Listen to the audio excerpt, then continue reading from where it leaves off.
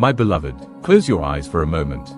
Not because I ask you to escape the world, but because I want you to feel your own heartbeat.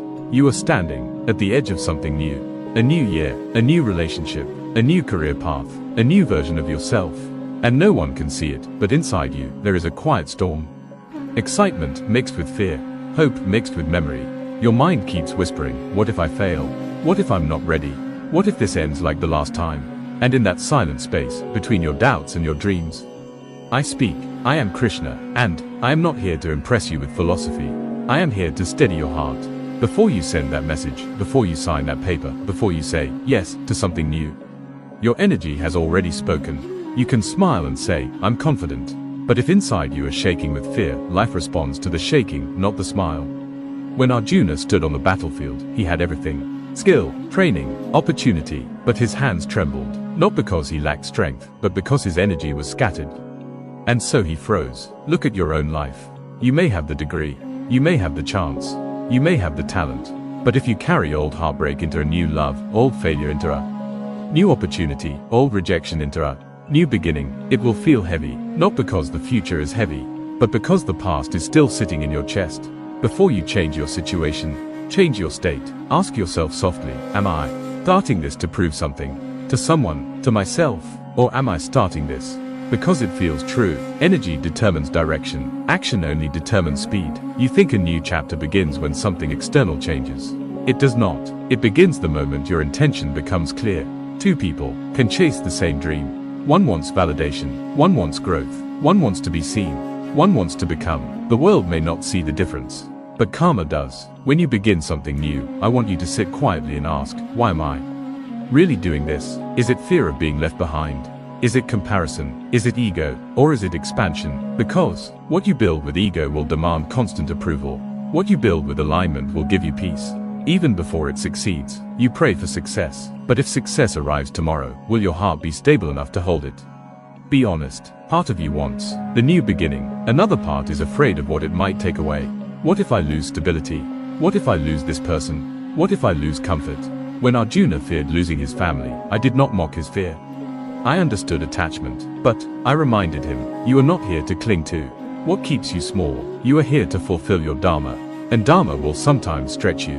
Nothing meant for your growth will leave because you rise, and anything that leaves because you rise was never meant to stay at your height.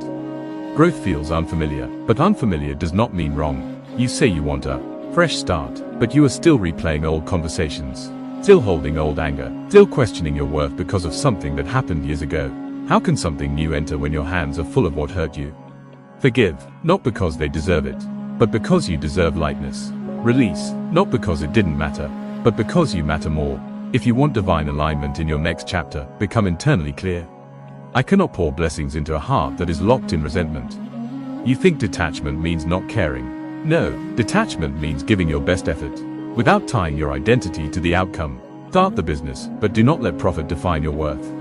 Love deeply, but do not let someone else's mood define your value. Chase the dream, but do not let applause become your oxygen. Your duty is action. The result belongs to a greater design.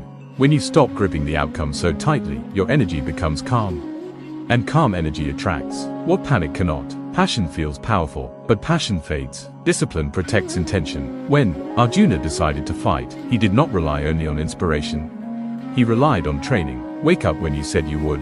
Keep promises to yourself, even small ones. Because every time you break a promise to yourself, your self-trust weakens. And without self-trust, new beginnings collapse under pressure. Integrity is invisible strength.